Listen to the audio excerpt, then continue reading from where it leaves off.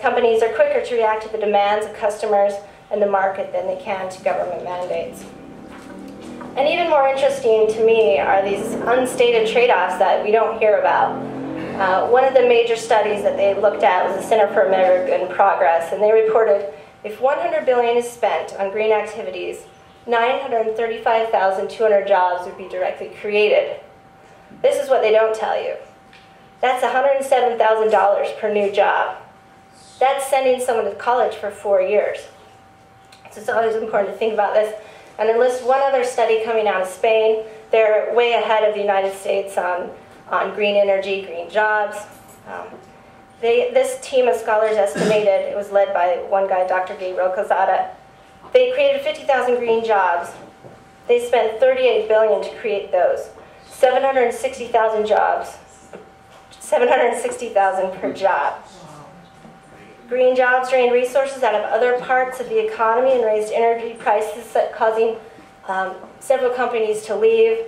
And in the end, for every one job they created, they estimated that 2.2 other jobs were lost.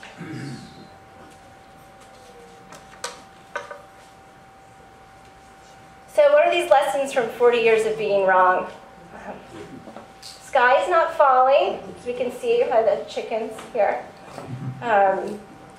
And I think ultimately this tactic doesn't serve environmentalists, as we're seeing the whole global warming meltdown right now. People start to get a little weary of the politics that goes on in science, of people telling them over and over about things that just they're not seeing, they're not happening, like population, like acid rain was a big scare, like landfill space. And I want to say this fear tactic, environmental organizations use this very well to promote their false fears because they're huge. I mean, they need to fund themselves. The Sierra Club, for example, has more than 400 offices in the United States. It's like a giant bureaucracy, basically. And then the most important point that I really want to bring up is that in this state of fear, decisions are not based on fact. And what happens is, people pressure politicians and then they make more regulations, which might actually hinder the process in the long run. So, red tape doesn't fix green problems. I like this quote by Aldo Leopold. He wrote Sand County Almanac. He's one of the godfathers of the environmental movement. He says, "At what point will government conservation, like the mastodon, become handicapped by its own dimensions?" And I think, when people like to talk about tipping points right now, and I worry that perhaps we're on a tipping point for resource socialism. These government agencies, like the Environmental Protection Agency, has gotten so enormous. We can never rein them back in. It truly is the Leviathan. I mean, just yesterday in the Wall Street Journal, we read that government in general has doubled its size from 2000 to 2010. And that's something that really scares me. So what's an alternative? Let me introduce free market environmentalism. This is kind of what most people think of free market environmentalism when I bring it up. The Starbucks on top of Thomas Jefferson's head, or maybe a Disney ride next to Yellowstone. But that's not really it, luckily.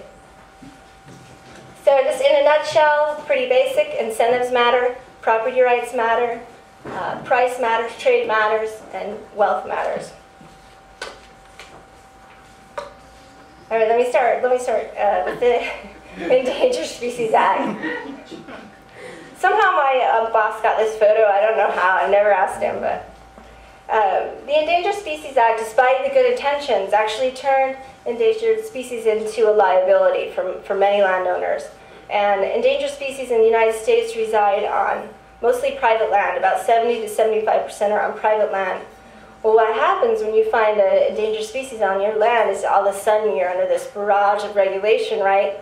And if you produce timber or cattle or something like that, it's a huge liability because pretty soon your land's worth nothing. And so in Montana we call it the shoot, shovel, and shut up syndrome. People, and it's common, people refer to it as that, they find a critter that they don't like and they make it disappear. So what's the solution to this problem? This is a study that PERC put out, and it's on the red-cockaded woodpecker. It lives in the southern United States in longleaf pine trees, which are harvested for timber.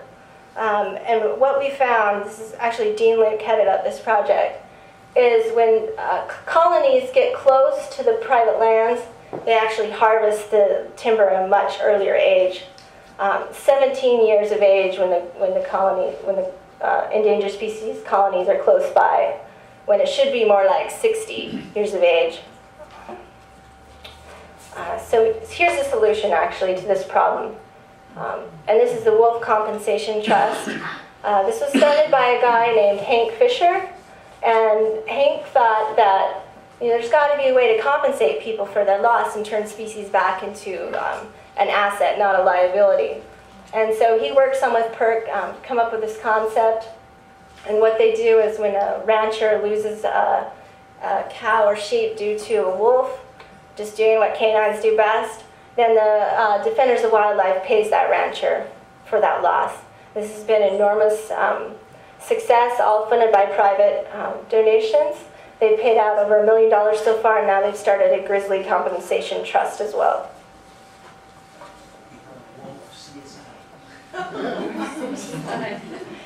The next one, property rights matter.